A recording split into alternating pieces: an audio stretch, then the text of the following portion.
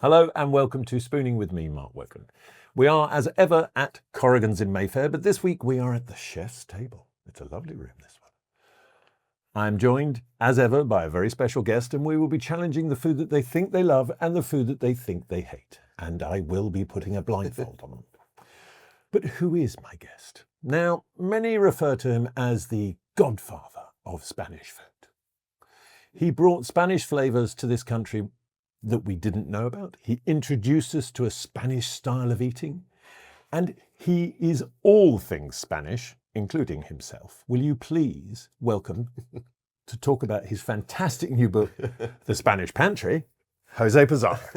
Hey, José. Good to see you, man. How are you, my friend?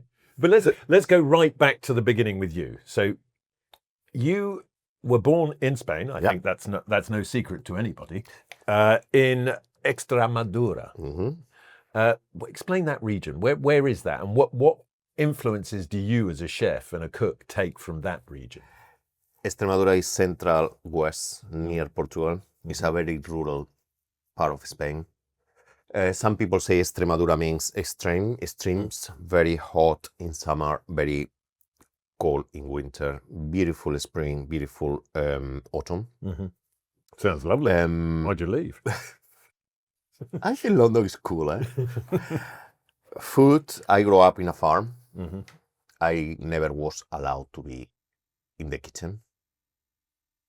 My mom was always with my dad in the farm. Mm-hmm. And that means that the time she had in the kitchen was for herself. You know, okay. the way to escape. Mm-hmm. You know, farm. I can understand that. Farms are, it's no easy job. That means that I was not allowed to be with her. But that's quite predictable, no? But when you grow up in a farm, you are able to taste a proper tomato, simple that, or a proper carrots or milk straight from the cow. I mean, I think that when you are a child, you are like a sponge. You absorb everything. And nothing better to be in the house, even not in the kitchen, with all the aromas coming through from there, all the ingredients, or the ingredients coming from my family farm or the neighbor, you know. That is what really put everything in my brain. Because there is that thing that, there are children now who don't know what a carrot tastes like. They think the carrots coming in a plastic. Yeah. Always I say, or the carrots they're eating don't actually taste like carrot that you and I would know. Always I say, in the farm you have all the animals that you even have names to them, and some of them got the pig. The pig. One was called whatever, and another one was called Paco. There were those animals were your friends the whole year, but you knew at the same time that is food for the whole year, for the family, for the friends, and for the people who are working in the farm.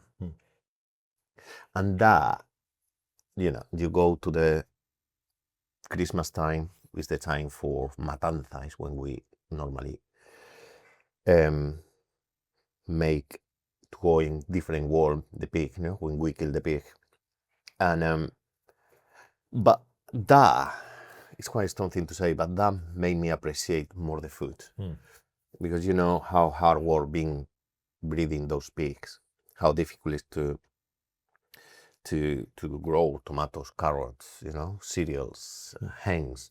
It's difficult. Doesn't arrive in a plastic tray. And you respect more the food, the ingredients, and the farmers, the producer. But when you live in a place like that, it tastes better. It tastes better, and made me respect more my suppliers.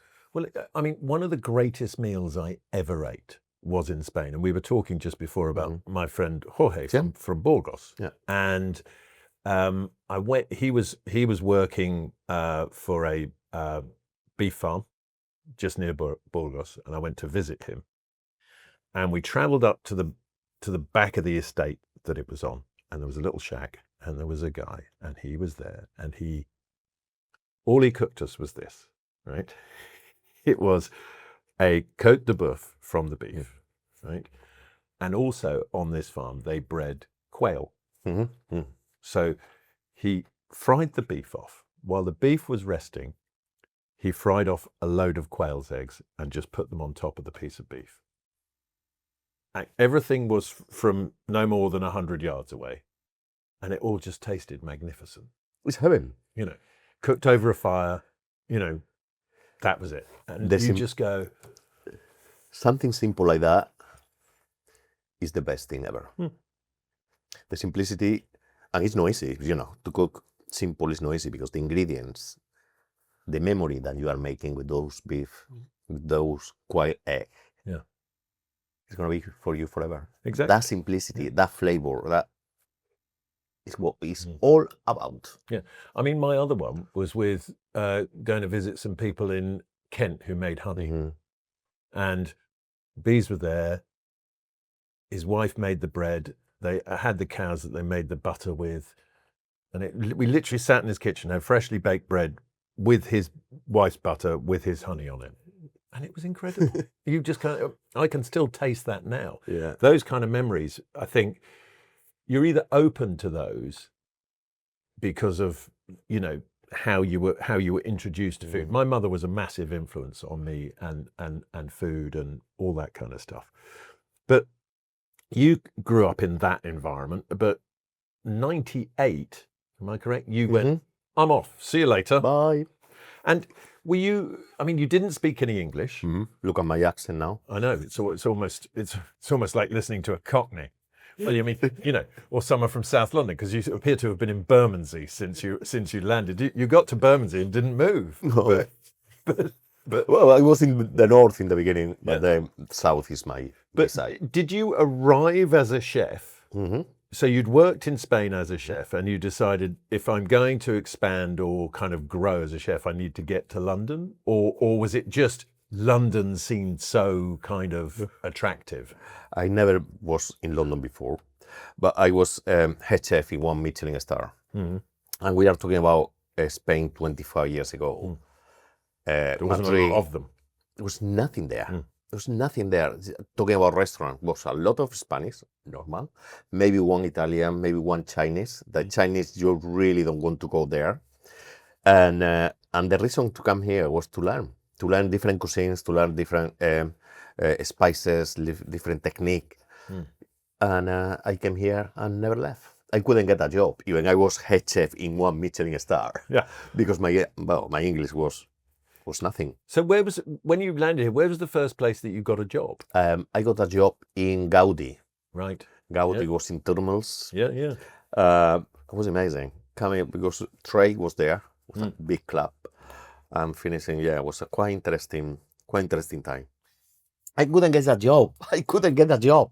But do you think that's because, I mean, literally, well, no, but, I mean, because you didn't speak English. No. And, you know, as we've all experienced, the English aren't great with other people's languages. You know, if they're, it's like we used to go to Spain a lot as kids. You know, my parents loved Spain, and we would travel there a lot on family holidays. And my dad loved language, so he would make an effort to speak the language, whereas you would see other people and they just assumed if they talked louder. That is my mom. Mom, Peter is not deaf. Seriously, he's not deaf. Peter speaks Spanish. But I like the fact that it goes both ways. If you're Spanish, you're just shouting at an English person, assuming that if I talk loud enough, they're going to understand. And it's the same the other way around. Same way, no? Yeah. Or what the English like to do is just add an O on the end to a word. That's working properly, no? You know, that's Spanish, right? Well, I added an O on the end.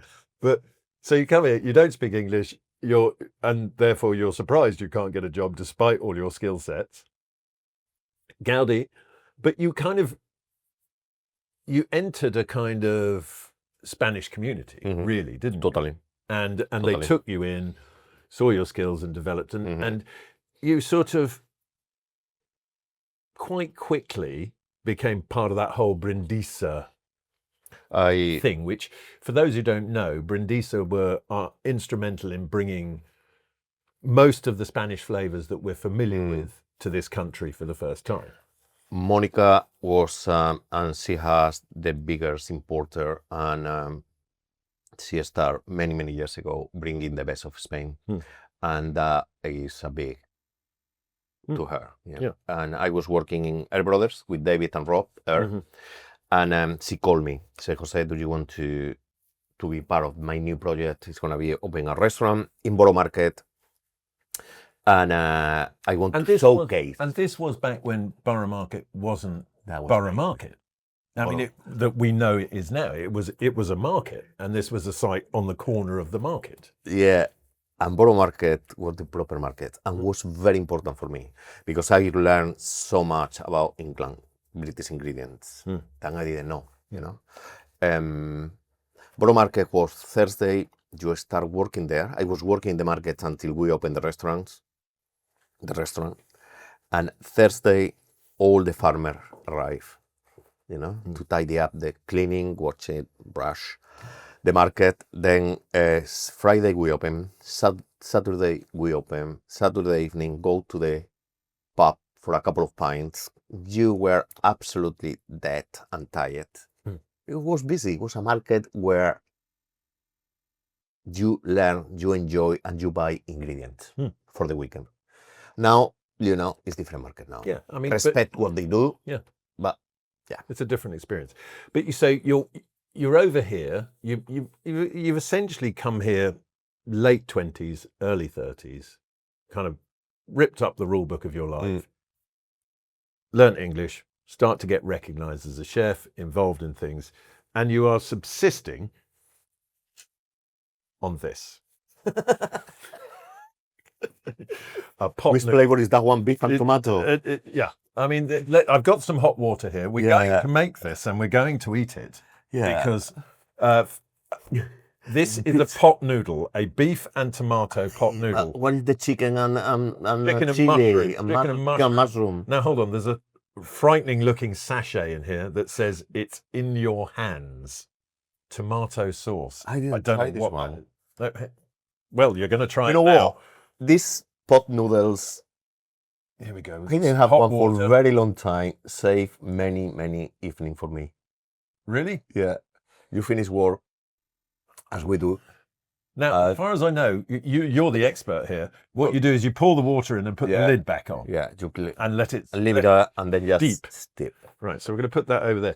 So, but I mean, is it every single chef I have on Spooning has something really dreadful that they love to eat? Not this one. No, but it's like like Tom Kerridge and Matt Tebbett love a pepperami, which is a disgusting thing. I mean, it's you see, not my favorite thing. But I think it is. Well, it's no chorizo, but I think it's in no small part to the fact that because you are around refinement and the best of the whole time, there has to be some balance. So you literally go, I need to go and find some proper crap to eat. That is a proper crap. But I have to say, saved my life many days. My stomach, anyway. I don't know if we save it or destroy, but after a long day working, that was... But and I'll have a pint of milk. That was my dinner. Well, it was like, you know, I used to have a thing called fasta pasta, and all that, which you would pour boiling water over, and then I would just have it with soy sauce all over it. Lovely. And you just eat that because you didn't eat all day, and then you'd get home, and just before you're about to get into bed, you realise how hungry you are, and you just grab the nearest thing and stuff it in your face and fall asleep. You didn't realise that you didn't eat anything in the whole day. Yeah, nothing. Nothing. You taste because you're doing that the whole time, so. Your brain completely gets satisfied with the food, and then you just get that. Say, what? I didn't have any bloody food. I didn't have any food again. I forgot to eat again. But that is a young man's game. Doing that, eating and living like that is a young man's game, and it's not sustainable. It's not sustainable, and it was. And thanks God, I think chefing is not. Look at me, I'm crying now, laughing about the pot noodle. You won't be laughing when you eat it. It's quite interesting with that flavor. Maybe you changed my chicken and mushrooms. It's good, and we are lucky, you know, that the chef don't live the same way that we live. Well, yeah, because when you and I were young people doing it, Yeah. you worked 100 hours a week. 120. How you can work 120 hours? You can. 100 hours minimum a week. Yeah. And you had one day off, maybe? Maybe. And you sleep. Yeah. Well, you get really drunk and then you sleep. That was the way, and I think that is not sustainable. No. You know, we need to live. And of course, if you want to get somewhere, things very clear, you have to push yourself. Yes. Well, I mean, I think that's the other thing as well, is you've got a situation where people are coming into the industry and, you know, it's a 45-hour week now.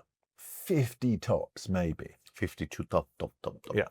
But then it's good. But there is an expectation of rapid progression.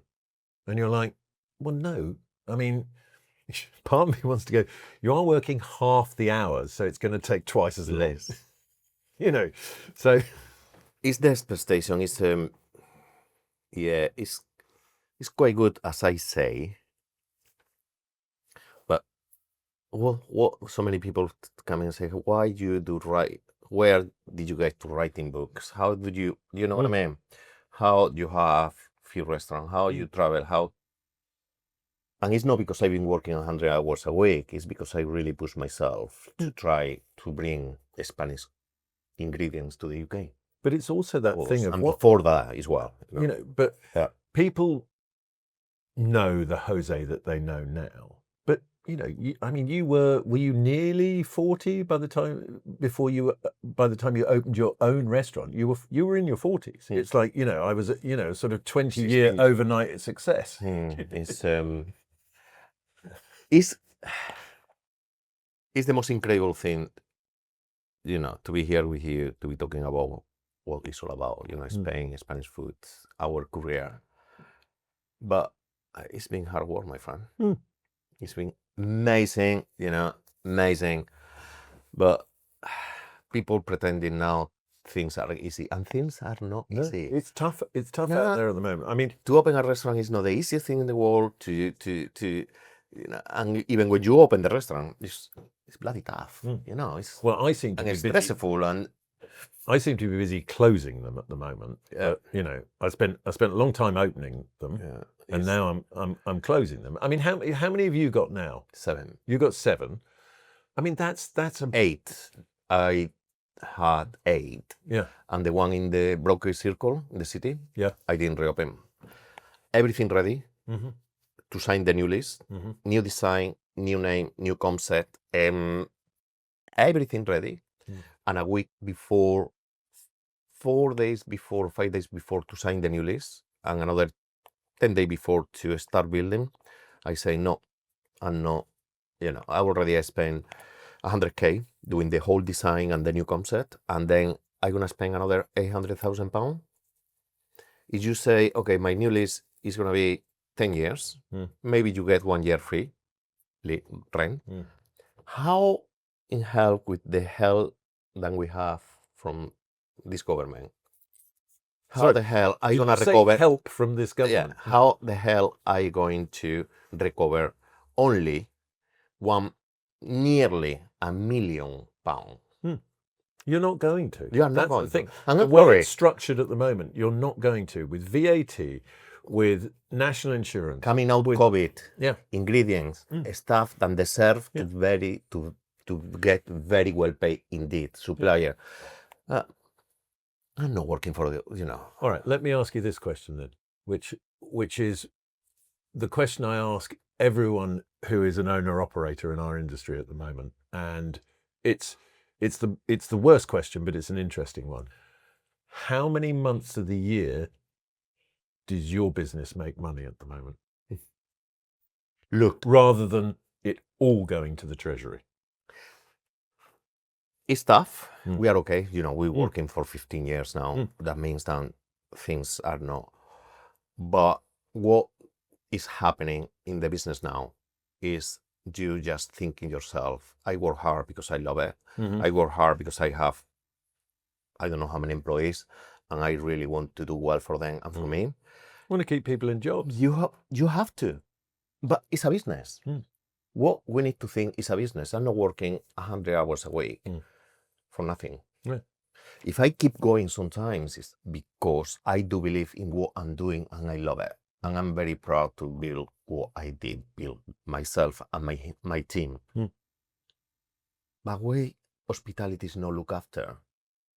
Why we are... It's not so much not looked after. I No, personally feel they go for us. It is dumped on from a great They go height. for us. They go for us. And the fact that, you know, it's a 3.8 billion a year industry with the third largest employer in the country, no representation at government level. And they don't want to. No. And do you know why? But we don't have a union. Yeah, exactly. It's what I'm going to say. Why we don't go together and go to these people sitting there and say, what do you want to do? Well, you know, when you and I started, right, it was... A few years ago. Yeah. You know, we're a similar age. But when you and I started, it was where thieves, lunatics and drug addicts went to work. Right. I mean, we can dress it up how we want, but that is it. And now you have young people coming into the industry that see it as aspirational because, and I think in no small part because of people like you who changed the attitude and the approach. We grew up in that environment where you were shouted at and you were abused and you were made to work long hours, and then you suddenly went, right, well, if I'm going to do that, I'm not doing it like that. It needs to be different. No, I have like a year of shouting to my team because I felt... Well, you're scared. I was scared. I was scared. Scared of failing. That sappy this hard. And definitely was not the way. And it's not the way. And sometimes I think that I'm stupid. And I have to say some of my team being so amazing. And some of my team being absolutely... So you have all the success of sort of starting the sort of brindisa and bringing proper tapas to that part of London. You then, 2011, as we said, you opened your own place in Bermondsey Street. And then you just... it appears then you go through a period that if a restaurant comes up for grabs on Bermondsey Street, you open one in it. was very good. Yeah. It was very good and was a big success. I opened, Jose, you know, a space like this one, more or less, and it was busy. And then the first one was tiny. Tiny, still tiny, still as busy as ever. Then I opened the big one, and then it's the coming. Then the two acts coming. And I survived from those two acts. I bowed them out slowly, but I did. And then slowly, I've been able to be around good people. Some of them, in the end, you know, stuff, the industry stuff, and it's too many egos. You know, but there's only room for one godfather of Spanish food. No, definitely. That's you.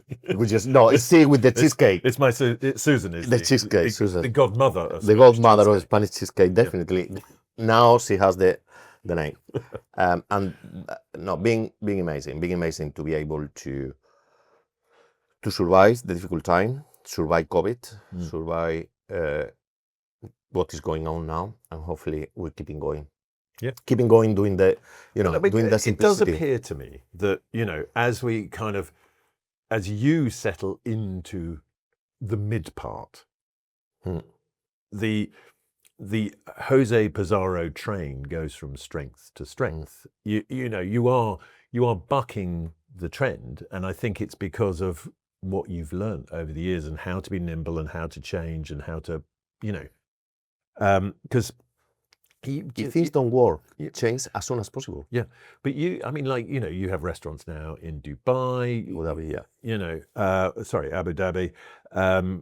Your food is served on P&O cruises. It just, you know, and for me to be there is absolutely amazing, because it was this area that I couldn't get, you know, to north with restaurant there, and to be able to be with P&O cruises and to deliver the quality and giving my own restaurant over there is incredible. Yeah, but and then pretty much every year or so, you bring out a great book as well. Mm-hmm. You know, so 7 books. when does Jose lie down and do nothing? Because you say, you know, I used to work 120 hours a week. Are you sure you still don't? But you work in different way. Yeah. You know, I remember when you were in the past, that happened to me. You had 20, how do you say, dockers or whatever. 20 tickets. 20 tickets. And you remember everything. Yeah. You know, you remember this is that, that table, I cannot do that. No, I simply can do that. No, I can't do that. I can go to the pass. I go to Pizarro, whatever. I go to the pass, 10, bye, and going to another side. But I know my limits. Yeah. And when you know your limits, it's the best thing. Yeah, no. And also know that there is somebody who is in your team who is now better at it than you are. And let support them. And let them be good at it. The day you as the head chef understand that probably the most important person in your kitchen is the kitchen porter. It's important. Is the day your life becomes easier. It's easier. And they save your ass many times. Many times. They open your kitchen. They see the ingredients. Yeah. They are responsible for a big job. I know. I mean, it doesn't work without them. But no, obviously, everyone is very important in the kitchen, and everyone needs to be it's a team. Supportive. It's a team. Or a brigade, or whatever you want to call it.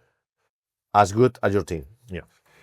Now, I think it's overcooked now. Overcooked? It's totally now. It's overcook a pot noodle. Now, do you want the tomato sauce added to this? We need to try you want it pure naked thing. All right, here we go. Come on. There's your spoon. There's my spoon. I think we probably need to give it a.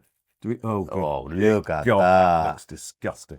That after to be working in Borough Market, all day around the best ingredients that you can get, the best jamón ibérico, the best chorizo, the best mushroom. Oh dear God. It's good, eh? No, go on, try it. Honestly, it doesn't taste like food. I don't know what that is. You know why? Because it's overcooked. You left there for a very long time. How do you overcook a pot noodle, Jose? Life is all about memory. Exactly. Hold on. Let's see if there is any nostalgia about to go deeper. You think? Yeah. Go deeper. Jeez. It's not that bad. Come on. Look, if I was starving, yes. Well, after 12 hours, 14 hours work. But it's one of those things. Do you know what you don't want to do with that? Is chew it too much. You just want to swallow. It's not good. It's bad. Yeah, it's not great. Really bad. It's not great. We're here today to obviously talk about the industry that we love, but also your new book, The Spanish Pantry. 12 ingredients, 100 simple recipes. Now, that's your copy. This is my copy over here because I've got all the pages folded down to the ones I love. Now, simple things like that. Home preserved chopped tomatoes. Now, people don't realize how good something like that is. And it's so simple. It's like, it's 3 ingredients. Saved your life sometimes. Yeah. Because you can just, but you can use the same ingredients, but you could just halve some cherry tomatoes in the jar, and they'll stay for months. Stay for months. You can give so many different flavors. You can put, oregano. You can put plenty of garlic. You can whatever you want to. Roast tomatoes. Yeah. You can put it there. Once they're in the jars, they're good for 6 months, and longer even. Yeah, I mean, I'd let them go a bit longer, let them ferment a little. But stuff like that, which I think is really simple, because what you've done very cleverly is pick your 12 favorite ingredients and build the book around that. So, we start with onions because, let's face it, I mean, a Spanish onion. They're good. No, nothing now. You know how different and how difficult is we're running out in Spanish onions, and we caramelize I don't know how many kilos a week, and it's not the same when you bring onions. I don't know where they are coming from now, but good Spanish onion is yeah, I mean, but just an onion and what the versatility of that. I had a guest on, Nick Helm, the comedian Nick Helm, and he was as passionate about an onion as well. And I literally just served him an onion that I had slow cooked in maple syrup and thyme in the oven. And that on its own, it's like, to confit a whole onion, to, it just... It's a bunch. It's but then 100 of recipes. But for me, it's the base. For me, it's the base of the Spanish cuisine. Yeah, and everything. But then the other thing as well is, I love a pickled onion.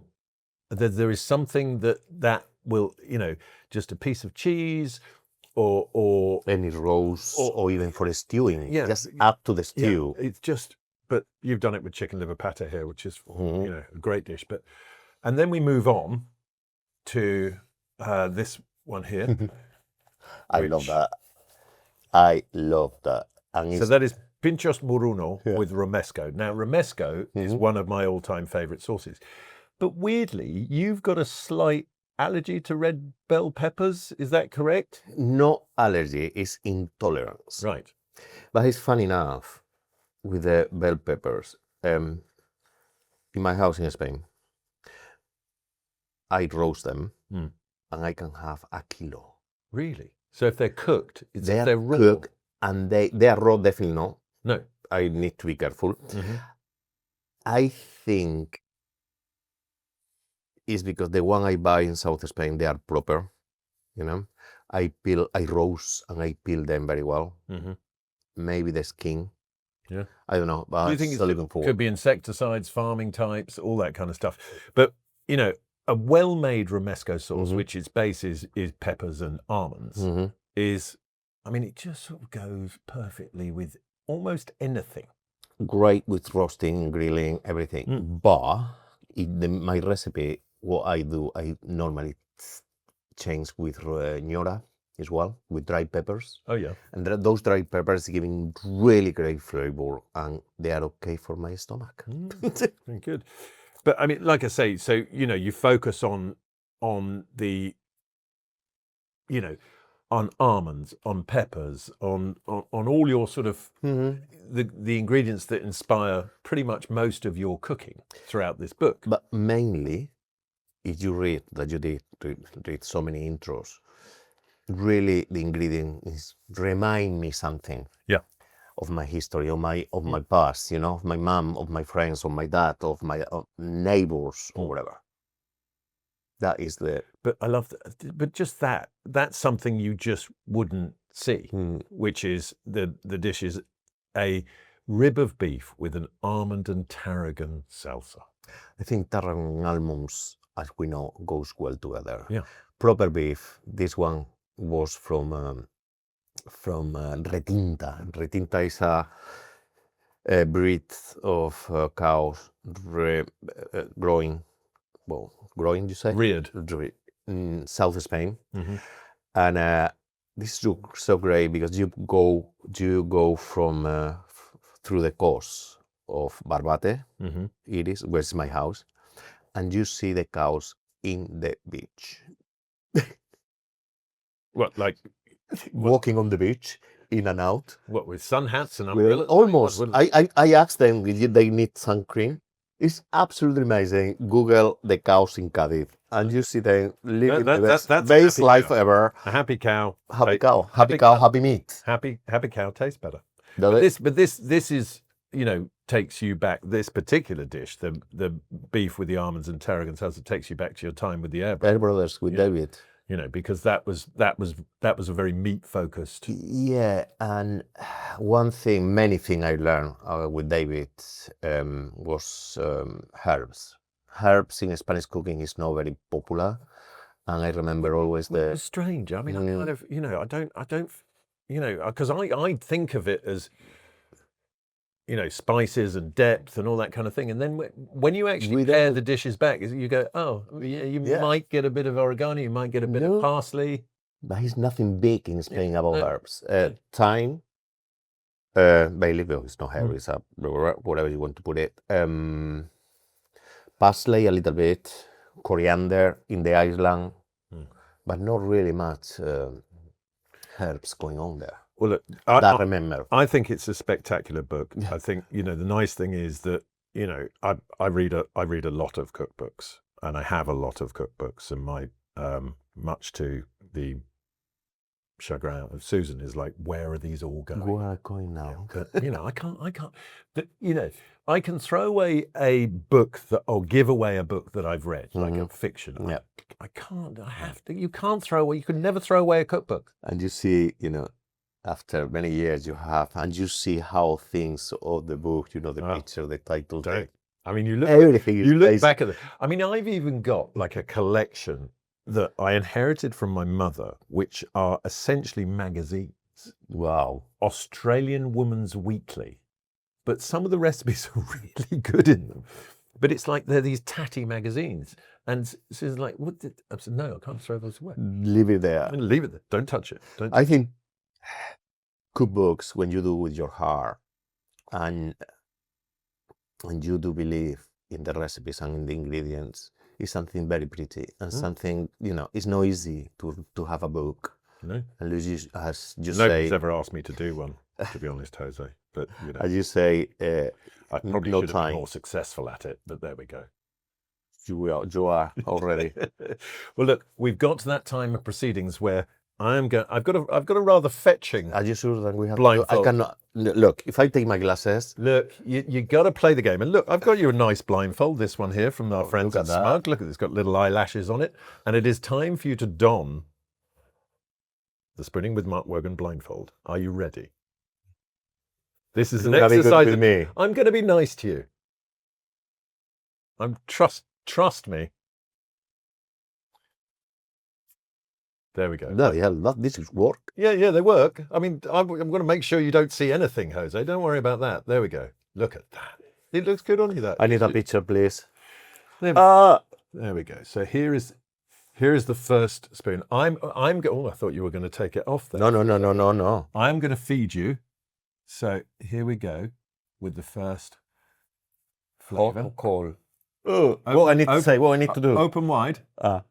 There we go. Tell me about the flavors, the textures. What have you got there? Mm-hmm. Nice and crunchy. Mm-hmm. What is that? Mm-hmm. There's nothing jumping to the fore as a flavor. I mean, it is interesting when you take away sight, isn't it?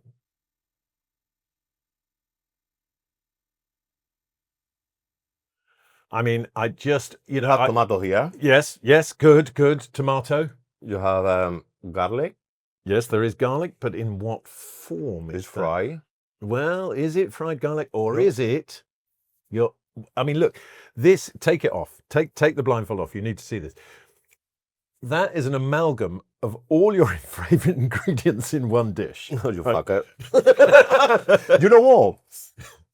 I thought it was missing one ingredient in my book with all the all the ingredients. Yeah. And you have now. So this is a dish I do at home a lot, and I love this with steak. So it is cherry tomatoes that are grown in my friend's garden next door. Hayden grows the best tomatoes ever. And then it's really good olive oil, Mm-hmm. sherry vinegar, Mm-hmm. a little bit of fresh oregano, Mm-hmm. and then just finely chopped chorizo, just fried till it's crispy, and then a little bit of manchego cheese grated over the top, and then crispy fried onions. Because what isn't improved in life by a crispy fried onion? Aye. It's good, right? Can I copy the recipe? It's yours, baby. It's yours. Your baby. As long as you credit me. But I just think, it's just a lovely combination. It just all comes together. And there's no sugar in that. That's just the tomatoes that are that sweet, because they're good tomatoes. This will be amazing. You like that? I love it. Beautiful. I copy There we that. go. It's all yours. It's all yours. I As long will as I get definitely- full credit. I will full credit. But what I love is, because your focus in the book and generally in life is about good, honest, real flavor. Yeah. And you and I share a hatred of something. What was that? Truffle oil. Ay, God. It's not truffle oil. No, it's not truffle. It's not truffle. No. And will be in my stomach for a week. Yeah. And the worst thing ever is all the fake ingredients, all the fake flavoring is barbecue sauce. That depends on the barbecue sauce, I think. Is this fake? If you go to some places, I don't know what they put there.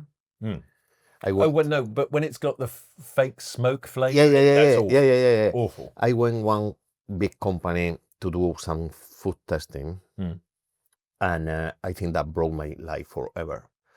We went to a production kitchen, and they told me this, something like that. With a spoon of that tomato flavoring will be enough to get flavor for 10 kilos of sauce. But that terrifies me. That kind of thing terrifies me.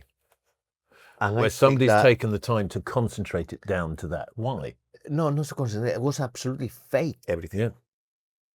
And that is not. No, that's not. It's food. not right. It's not food. It's not food. And with that barbecue sauce and and that truffle. And the good thing is when you go to the restaurant and say, please don't give me truffle oil. Say, please don't just. No, it's pure. It's I make it. No, but so going to the thing that can create a lot of consternation between the Spanish, the Italians, and the Greeks is olive oil, and whose is the best. I mean, but then olive oil, I think, is as particular as wine in terms of the style that you enjoy. You know, some people like a really peppery, grassy, peppery kind of thing, which I think just kills the flavor in anything. For me, if olive oil is good, it's not the first thing you taste. It comes later on the palate. Olive oil, extra virgin olive oil, as we know, is a juice, and depending with type of olives is, but peppery oil, that peppery is strong. How I like that one is just with a simple tomato. Put that a little bit of that olive oil, bit of salt, forget anything else. No, not even pepper. That's it. No, you don't need it. The oil is giving to you everything. Yeah. No, fantastic. Olive oil, Spanish, Greek, or Italian. Of course, Spanish. Yeah, of course. I mean, for now. But obviously, for now. But obviously, if Giorgio Locatelli was sitting as opposite me, I'd be saying Italian because I am that fickle. Totally. Right. Now it's time to put your blindfold back on because I've got another dish for you to try. Okay. I'm going to move that one out of the way. Hopefully you. You ready? That's not straight. You've got cheating eyes. No. I'm sorry. I cannot see anything. Good. All right. Here we go. Right. This one I'm going to feed you. Are you ready? Yeah. Pop this in your mouth. Open wide. Ooh, what have we got there? Firstly, is it delicious? That's all I need to know. It's really good. It's what? It's good? Okay, good. We've established that it's good. Do we like the flavour? Do we know what the flavour is? Do we recognise it? I recognize, but it's a croqueta. Yes.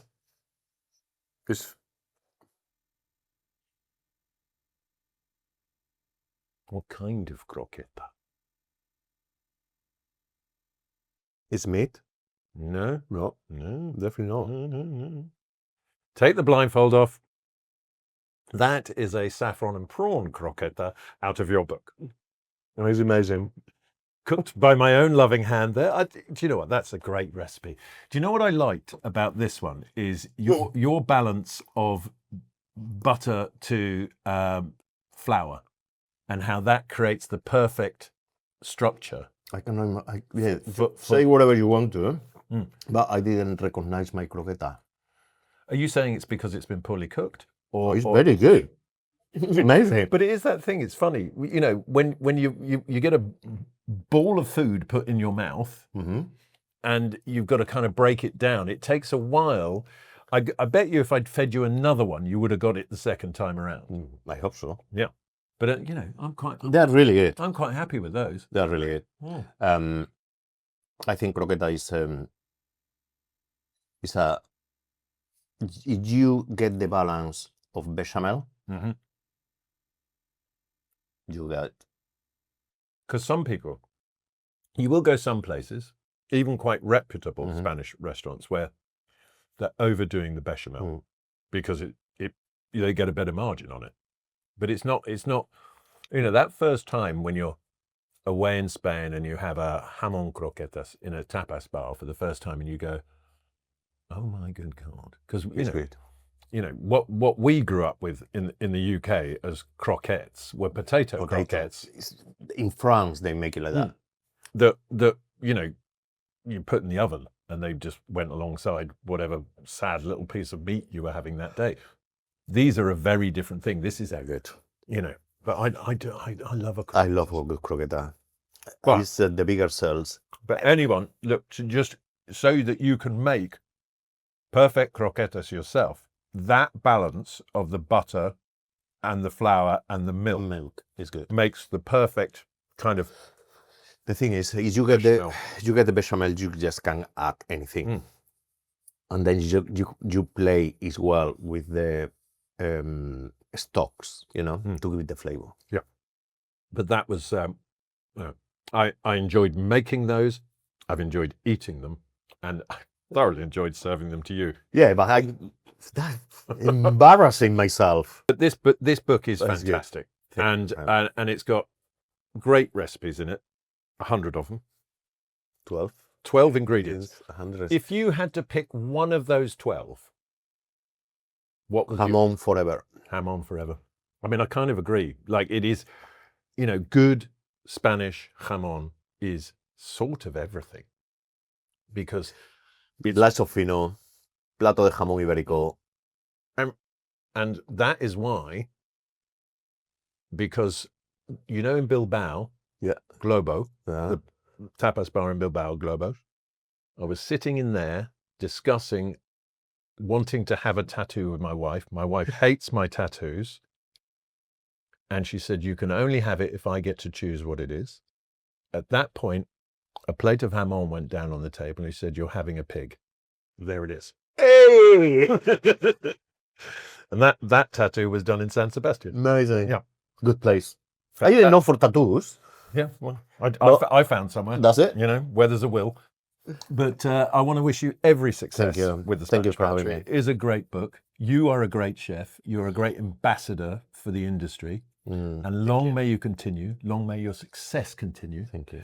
And I'll see you. I'll see you in Chris's garden cooking sometime. Hopefully before that, Yeah, no, we'll see you. let's do a testing again of the cheesecake because it's absolutely gorgeous. I will let Susan know that Please. you want more cheesecake. I She want will more be cheesecake. very, very I pleased. want more cheesecake. That is all for this week. Big thanks to Jose, of course, and thank you to the team here at Corrigan's and the use of the lovely chef's table. We will be back next week with another very special guest who will be trying the food that they love or the food that they think they hate. And if you like what we're doing here, you can find us across all your social media channels by searching Spooning with Mark Wogan. And you can get this podcast wherever you get your podcasts from and view us in glorious Technicolor on the Virgin YouTube channel. And of course, you can catch me Saturdays and Sundays, 10 till 2 p.m. on Virgin Radio Chilled. But until next week, stay beautiful.